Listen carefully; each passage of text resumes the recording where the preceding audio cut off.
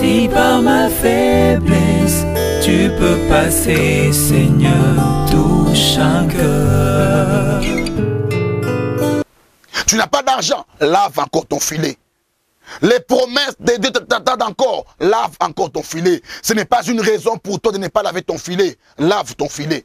Prends ta vie, réglemente ta vie, remets ta vie sous le point. Lave encore ton filet. Pierre n'avait rien tout le matin. Regardez la pression de Pierre, sa femme, ses enfants. Qu'est-ce qu'il devrait dire de lui? Mais malgré tout cela, Pierre s'est dit dans son cœur, même si je n'ai rien eu aujourd'hui. Laver le filet, c'est un langage pour dire, aujourd'hui est passé, demain m'appartient. Dieu a dit à Jacob, il a aussi dit à Josué, il dit sanctifiez-vous, car demain, si aujourd'hui t'éprouve quelque chose, demain sera meilleur pour toi. Si ton aujourd'hui ne t'apporte rien de meilleur, demain a quelque chose pour toi. Si aujourd'hui tu ne trouves pas du travail, demain a un travail pour toi. Si aujourd'hui ça ne marche pas, demain ça marchera. Mais lave d'abord ton filet. Bonjour bien-aimés dans le Seigneur, c'est votre frère, le prophète Elie Passion Mpungu, pasteur et prophète responsable de Fire Church.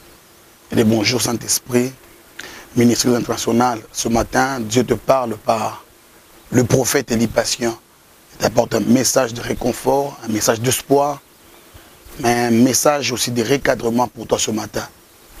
Je voudrais, pour cette nouvelle émission de l'année 2018, vous souhaiter vous présenter vous souhaiter les vœux le meilleur.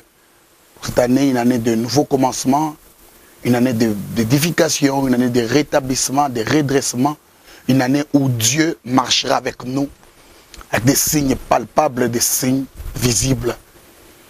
Et je t'apporte une petite pensée que je voudrais étudier avec toi dans les livres de Luc chapitre 5, un texte bien connu. Et j'ai 4 petits éléments à pouvoir partager avec toi. Mais lisons d'abord la parole du Seigneur. Luc chapitre 5, du verset 1, on dit, comme Jésus s'est trouvé auprès du lac de Génézareth et que la foule s'est pressée autour de lui pour entendre la parole de Dieu, il vit au bord du lac 2 barques, d'où les pêcheurs étaient descendus pour laver leurs filets. Il monta dans l'une de ces barques qui était à Simon et il les pria de s'éloigner un peu de terre. Puis il s'assit et de la barque, il enseignait la foule. Lorsqu'il y cessait de parler, il dit à Simon, « Avance en pleine eau et jetez vos filets pour pêcher. » Simon lui répondit, « Maître, nous avons travaillé toute la nuit sans rien prendre, mais sur ta parole, je jetterai des filets. » L'ayant jeté, ils prirent une grande quantité de poissons et leurs filets se rompaient. C'est le verset 6. Et voici les thèmes que je nous propose ce matin. C'est avance en pleine eau ou avance dans les eaux profondes. Ce sont les paroles de Jésus qui, par la Bible, déclare qu'il était...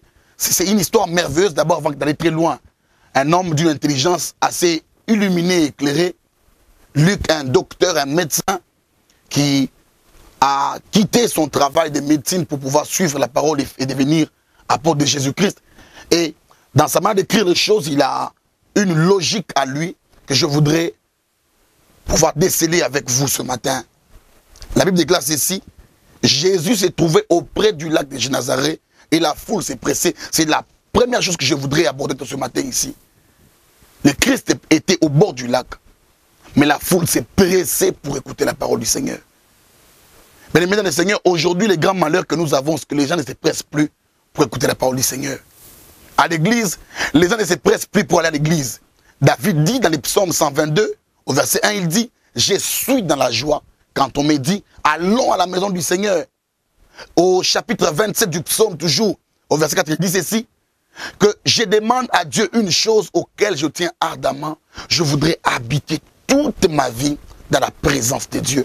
Les gens se pressent aujourd'hui malheureusement pour plus autre chose. C'est presque pour l'argent, c'est presque pour les mariages, c'est presque pour le football par exemple. C'est presque pour la musique profane, la musique mondaine. Mais les gens très rarement se pressent pour écouter Dieu. C'est presque très rarement pour avoir la parole. Le peuple d'Israël était un peuple illuminé. Il savait que chaque fois que la parole vient, un commencement est en train de commencer. Car la Bible déclare ceci, Au commencement, n'était pas la musique, n'était pas le mariage, n'était pas le travail, n'était même pas le foot. J'aime les foot, j'aime les stades du football, mais malheureusement, au commencement, n'était pas le football. Au commencement était la parole. Les gens ne se pressaient pas pour aller prendre de l'argent, c'est un député national. Les gens se pressaient pour écouter la parole du Seigneur. Les gens ne se pressaient pas parce qu'ils donnaient de l'eau ou de l'argent. Non, les gens se pressaient pour écouter la parole du Seigneur. Bien-aimé, toi qui me suis ce matin, quelle est la motivation de ton cœur? Qu'est-ce que tu attends de Dieu? Tu aimes quoi de Dieu? Ne te presses-tu pas pour autre chose? Mais maintenant je te parle, Dieu te parle par cette voix. Reviens à Dieu. Presse-toi, empresse-toi pour aimer la parole du Seigneur. Les psaumes 69 dit ceci, les œufs de ta maison me dévorent. Christ dit, si vous m'aimez, gardez mes commandements, gardez ma parole. Dieu lui-même est parole. Celui qui se presse pour écouter Dieu, pour écouter la parole, à écouter Dieu. Or, quiconque écoute Dieu, sa vie change. Le psaume 33, 9 et 10 dit ceci, il dit et la chose arrive. Et il ordonne, elle existe. Chaque fois que Dieu parle, une chose quitte le monde invisible pour le monde visible. Ta vie est restée la même pendant beaucoup de temps. Parce que tu n'étais plus pressé pour écouter Dieu. Plusieurs, quand ils ont commencé la vie chrétienne, ils s'étaient pressés à écouter le Seigneur. Ils aimaient la parole du Seigneur. Ils allaient à l'église, ils méditaient la parole. Mais depuis un bon moment, ils sont rétractés. Je parle ce matin comme l'apôtre Jean à l'église d'Éphèse. Souviens-toi donc d'où tu tombais et repratique tes premières œuvres. Rentre et donne, demande à Dieu l'amour de la parole. L'amour de la parole qui a quitté l'église. Que Dieu nous fasse grâce de recevoir cet amour. C'est le premier élément que je t'apporte ce matin. Revenir à la parole du Seigneur. Les gens ne se pressaient pas pour le mariage, mais ils se pressaient pour la parole. Ils ne se pressaient pas pour le travail, mais ils se pressaient pour la parole. Car quand la parole vient, tout ce qui n'a jamais commencé peut commencer. L'informe et le vide se transforment par la parole. Quand la parole arrive, l'informe et le vide vont se transformer. Tu es malade, tu as un cancer, écoute la parole. Ta guérison est sous le point d'arriver. Car cette année où nous sommes, c'est l'année de Shimona, l'année du nouveau commencement. Et la Bible déclare, la seconde chose, c'est qu'au bord du lac de Génézareth, il vit deux barques d'où les pêcheurs étaient descendus pour laver les filets. Je voudrais apporter une chose je l'ai enseigné il y a très longtemps, quelque part qui m'a touché profondément. C'est quoi ce que j'enseigne? La Bible déclare qu'il y avait deux barques, deux. Mais Jésus a fait le choix de prendre une barque. Bien-aimé, tu es le choix de Dieu. Ce n'est pas pour rien que tu te retrouves enfant de Dieu. Ce n'est pas pour rien que tu te retrouves en vie. Si tu vis, ce n'est pas parce que tu es le meilleur, mais tu es le choix de Dieu. Intelligiblement, Jésus a choisi. Il y avait deux barques. Il a pris la barque de Pierre. Tout ce qui t'arrive aujourd'hui, ne dis jamais que c'est le fruit du hasard, mais c'est la sélection de Dieu. La Bible déclare qu'il y a beaucoup d'appelés, mais il y a peu d'élus. C'est que même dans les choix de Dieu, il y a l'élection divine. Jésus-Christ a choisi la barque de Pierre. Mais une chose aussi très importante, bien aimé, à ne pas négliger, c'est que les pêcheurs, malgré qu'ils n'avaient pas pu avoir du poisson toute la nuit, les matins arrivés, ils avaient quand même leur filet. Mais même si tu n'as encore rien aujourd'hui, n'arrête pas de te purifier, n'arrête pas de te sanctifier. Lave encore le filet ce matin, bien-aimé Seigneur. J'ai beaucoup prié, ce que tu dis aux gens. J'ai beaucoup gêné, mais ma vie ne change pas. Bien-aimé, si tu as beaucoup prié, continue encore à prier. Car la Bible dit ceci, persévérer dans ses bonnes œuvres. Continue encore à prier, mais lave encore ton filet. Tu n'as pas d'argent, lave encore ton filet. Les promesses de Dieu t'attendent encore, lave encore ton filet. Ce n'est pas une raison pour toi de ne pas laver ton filet. Lave ton filet. Prends ta vie, réglemente ta vie, remets ta vie sous le point. Lave encore ton filet. Pierre n'avait rien tout le matin. Regardez la pression de Pierre, sa femme, ses enfants. Qu'est-ce qu'ils devraient dire de lui? Mais malgré tout cela, Pierre s'est dit dans son cœur, même si je n'ai rien eu aujourd'hui. Laver le filet, c'est un langage pour dire, aujourd'hui est passé, demain m'appartient. Dieu a dit à Jacob, il a aussi dit à Josué, il dit sanctifiez-vous, car demain, si aujourd'hui t'éprouve quelque chose, demain sera meilleur pour toi. Si ton aujourd'hui ne t'apporte rien de meilleur, demain a quelque chose pour toi. Si aujourd'hui tu ne trouves pas du travail, demain a un travail pour toi. Si aujourd'hui ça ne marche pas, demain ça marchera. Mais lave d'abord ton filet. Lave ton filet. Toi qui me suis ce matin, lave ton filet. Toi qui entends ma voix, lave ton filet. Toi qui écoutes ces messages ce matin, lave ton filet. On dit que Pierre est descendu et ses amis en train de laver les filets. Ils ont lavé leurs filets. Et la troisième chose qui est l'avant-dernière des choses que je vais te rapporter, c'est même le point capital de mon message. On dit qu'il monta dans l'une de ces barques qui était à Simon et il pria de s'éloigner un peu de terre pour il s'assit dans la barque et il a commencé à enseigner. On parle du Seigneur Jésus-Christ. Il a vu la barque de Pierre, il a sélectionné, mais il est monté dedans. Bien aimé, aujourd'hui, il est fort à constater qu'il y a beaucoup de gens qui, à cause d'un manque simplement, ils ont quitté la foi, ils ont renié Dieu, ils ont abandonné la foi, pas simplement, ils n'ont pas du boulot. Mais ce matin, Jésus-Christ est devant la barque de ton cœur. Il veut entrer dans la barque de ton cœur. Laisse-le entrer. La Bible déclare que Jésus-Christ n'entra pas dans la barque. On dit qu'il monta dans la barque. Jésus monta dans la barque. Et quand il monte dans la barque, il a commencé à enseigner. Et après avoir enseigné, il a demandé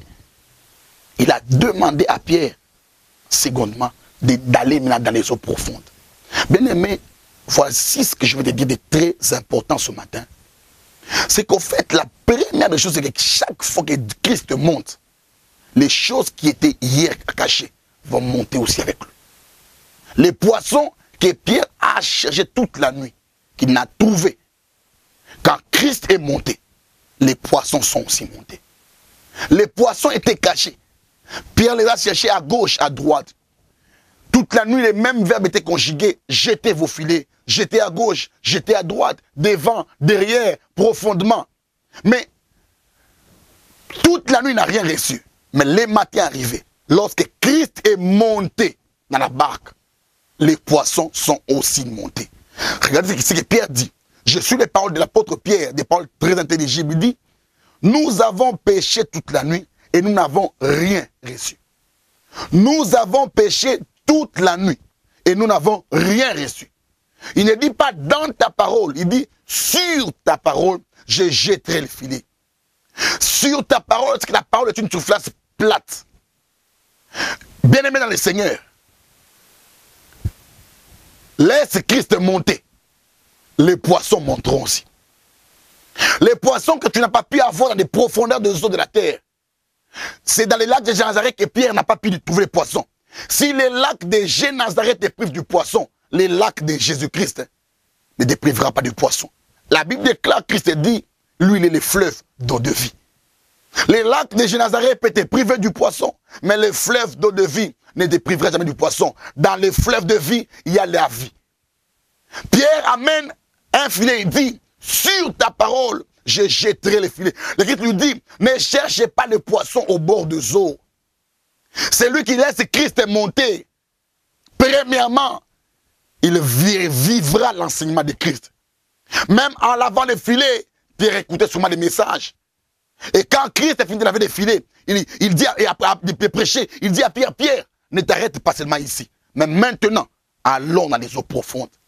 Bien aimé, la vie chrétienne est tout sauf superficielle. Beaucoup de gens sont restés au bord des eaux depuis très longtemps. Après avoir écouté la voix du Seigneur. Mais maintenant, il est question d'aller transformer la parole de Dieu en matériel. La prière, c'est un moulin. Et la parole de Dieu, c'est comme des maïs, des grains de maïs. Lorsque la prière, qui est le moulin, tourne à vide, il n'y a pas de maïs, le moulin va tourner à vide, il n'y aura pas de résultat. Les résultats du moulin, c'est le fait que simplement qu'on y mette du maïs. Et le moulin donnera réellement son véritable rôle. Ton véritable rôle, ta véritable importance, la parole de Dieu vraie, ne se transforme que dans la prière. Quand tu reçois la parole du Seigneur, ne t'arrête pas avec la parole, va prier. C'est ce que Christ dit à Pierre, ne t'arrête pas au bord des eaux, allons dans les eaux profondes. Dans les eaux profondes, c'est là où les poissons se trouvent. Et lorsque Pierre va, la logique de Pierre avait totalement changé. Pierre ne cherchait plus les poissons dans les eaux, mais Pierre cherchait les poissons sur la parole. C'est qu'au fait, Qu'est-ce que Pierre voulait dire à Christ? Les poissons ne sont plus profonds. Comme toi tu es monté, les poissons sont montés, les poissons sont sur ta parole. Ce qui est sûr, on ne les cherche plus, on les prend simplement. C'est comme ça que Pierre n'a plus fourni d'efforts parce que les poissons n'étaient plus dans le zoo. Les poissons sont sur la parole. Les mariages est sur la parole. Les travail est sur la parole. Les changements est sur la parole. Le Congo se transformera car ce pays est sur la parole. Pierre a dit, ce n'est pas dans la parole. Ce n'est pas une affaire de profondeur des messages, mais c'est d'abord la logique qui change. Pierre a dit, j'ai cherché car tu n'étais pas présent. Mais comme toi tu es présent, ta présence rend présente les choses absentes d'hier. Sur ta parole, j'ai jeté les filets. Pierre a jeté les filets sur la parole. Délocalise ton filet. Ne jette pas ton filet. Ne jette pas ton filet sur la famille. Ne jette pas ton filet sur les autres en Europe. Les amis qui sont en Europe sont aussi en train de souffrir par des manques d'argent. Ne te confie pas aux hommes. La Bible déclare ceux qui se confient à l'Éternel, mais pas ceux qui se confient aux hommes. Ne te confie pas ton père aux relations des ministres, des députés, des ADG. Confie-toi à l'Éternel. Jette ton filet sur la parole de l'Éternel.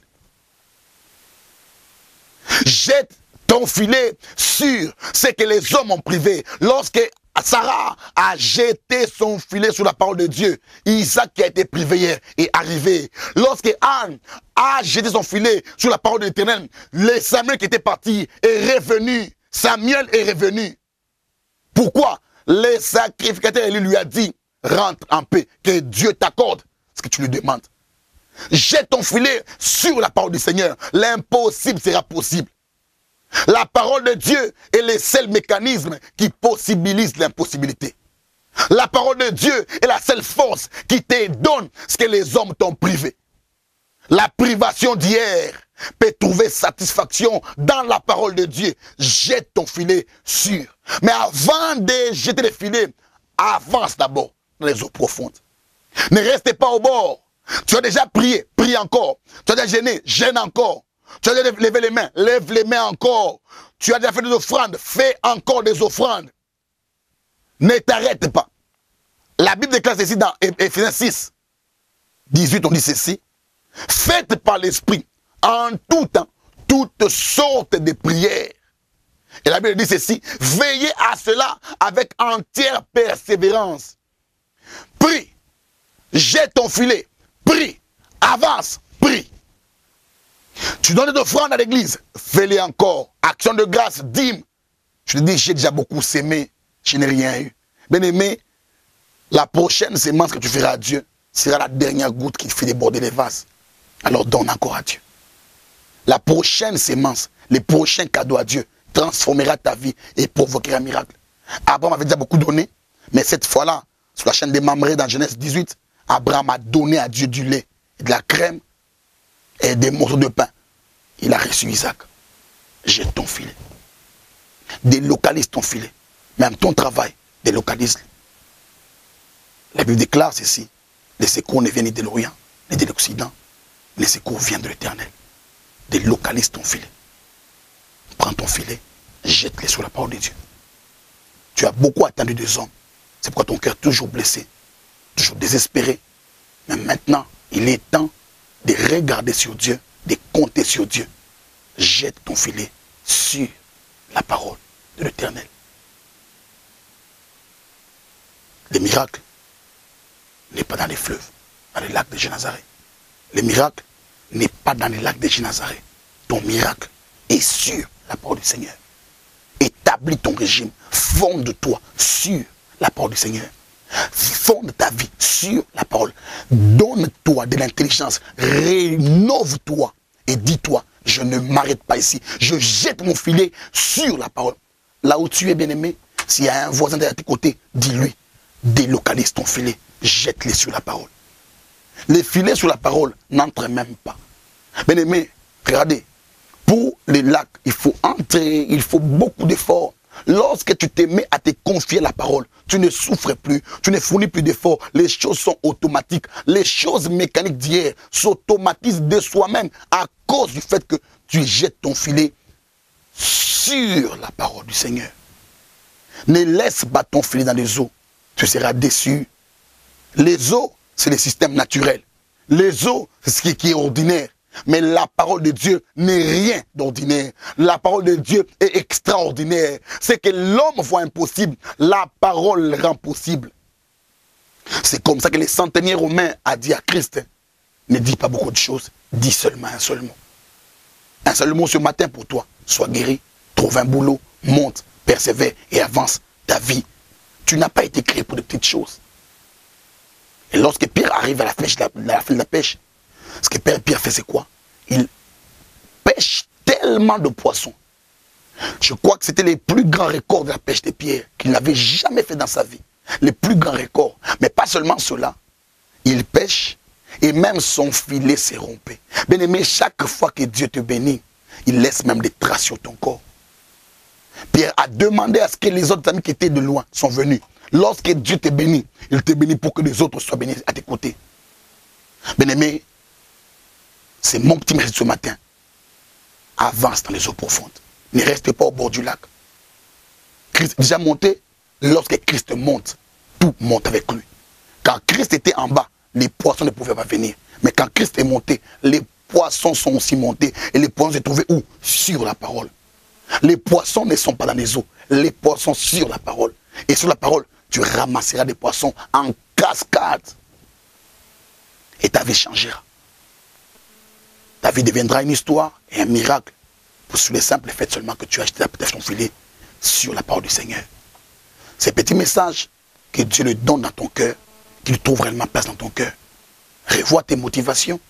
Hier, tu n'étais pas motivé à la parole du Seigneur. Mais maintenant, donne-toi d'être motivé à aimer la parole du Seigneur, à la chérir, à l'entendre, même au moment du désespoir, même quand les filets sont, même quand tu n'as rien eu toute la nuit, lave ton filet, écoute quand même la parole. En lavant les filets, écoute la parole. La parole c'est du savon et les filets c'est l'action. Quand tu laves des filets, les choses vont changer. J'aimerais finir mon message, bien aimé Seigneur, pour dire ceci. C'est que tu cherchais il y a longtemps. Toute la nuit, tu n'as rien reçu. Toute la nuit, bien aimé, écoutez, ce n'est pas une partie de la nuit. Toute la nuit n'a rien donné. Mais en une petite fraction de seconde, ce que tu as raté, tu peux les retrouver en Jésus-Christ. Sur la parole. Sur la parole. Sur la parole. Sur la parole. Tu as tellement cru en ta prière. Tu t'es dit, c'est parce que je prie beaucoup. Mais aimer la parole de Dieu, c'est l'affaire de la grâce de Dieu. C'est ça la sélection de la grâce de Dieu. Quand la grâce arrive, les choses changent de soi-même sur la parole de Dieu. Je voudrais finir, bien aimé Seigneur, en vous disant ceci, bien aimé Seigneur. Tout peut changer lorsque vous changez votre manière de réfléchir. Ne vois plus l'impossible. Dis-toi, comme la parole est déjà venue, tout devient possible. Que Dieu vous bénisse. Moi, c'est le prophète Édification Lumpungu. Je suis pasteur responsable de Bonjour Saint-Esprit Ministries et de Fire Church. Nous sommes sur 68 boulevard Salongo, dans la commune de Lemba, dans le quartier Salongo Bimsoum, dans le quartier Salongo Sud, et comme il m'a appelé Bimsoum, la référence c'est l'arrêt chez les copains. Quand vous êtes vers le croisement, avenue Billet et boulevard Salongo, nous sommes exactement là. Et nous nous réunissons chaque lundi et vendredi à 16h30 et chaque dimanche à 8h. Je voudrais profiter de l'occasion pour vous faire part d'un programme spécial. Nous commençons un marathon de prière, un grand marathon de prière, un grand marathon de prière le 15, le mercredi 15 mars ici. Nous commençons un moment de prière qu'on appelait au sommet de la haute montagne. Le thème c'est à la montagne de l'Éternel, il sera pourvu. C'est que les bas de la montagne t'a privé, les sommets de la montagne les gardent pour toi. Lorsque Abraham monte avec les fils, Dieu monte avec les béliers. Et la montagne, c'est la rencontre de deux pères avec deux fils. Abraham monte avec son fils, Dieu monte avec son bélier. Mais Dieu n'acceptera pas qu'Abraham marque les points. Dieu donne les béliers et Abraham rentre avec les fils. Bien aimé, au sommet de la montagne, tu ne perds rien. Tu monteras avec Isaac, tu descendras avec Isaac. Car Dieu a déjà tout prévu pour toi. Nous sommes là du mercredi 15 mars jusqu'au 28 mars. Chaque jour, chaque soir, à 16h30 nous commençons et à 19h30 nous finissons. Et nous nous retrouverons les dimanches, chaque dimanche à 8h toujours. Mais du lundi au samedi à 16h. Bienvenue, bien, mes seigneurs. Venez nombreux, parlons-en ensemble et venons écouter Dieu et prions pour que les choses changent. Car la prière, c'est exactement ça, avancer. Car pour avancer, il faut laper de l'eau. Pierre a lapé de l'eau avec ses pagaies, il a lapé de l'eau, il a mis encore de l'effort. Et la barque a avancé. Que Dieu vous bénisse, bien aimés les seigneurs. Et je crois que ce matin, Dieu t'a parlé. Wait and see. Merci. Si par ma faiblesse, tu peux passer, Seigneur, touche un cœur. Tu n'as pas d'argent, lave encore ton filet. Les promesses de Dieu t'attendent encore, lave encore ton filet. Ce n'est pas une raison pour toi de ne pas laver ton filet. Lave ton filet. Prends ta vie, réglemente ta vie, remets ta vie sous le point. Lave encore ton filet. Pierre n'avait rien tout le matin. Regardez la pression de Pierre, sa femme, ses enfants. Qu'est-ce qu'il devrait dire de lui? Mais malgré tout cela, Pierre s'est dit dans son cœur, même si je n'ai rien aujourd'hui. Laver le filet, c'est un langage pour dire, aujourd'hui est passé, demain m'appartient. Dieu a dit à Jacob, il a aussi dit à Josué, il dit sanctifiez-vous, car demain, si aujourd'hui t'éprouve quelque chose, demain sera meilleur pour toi. Si ton aujourd'hui ne t'apporte rien de meilleur, demain a quelque chose pour toi. Si aujourd'hui tu ne trouves pas du travail, demain a un travail pour toi. Si aujourd'hui ça ne marche pas, demain ça marchera. Mais lave d'abord ton filet.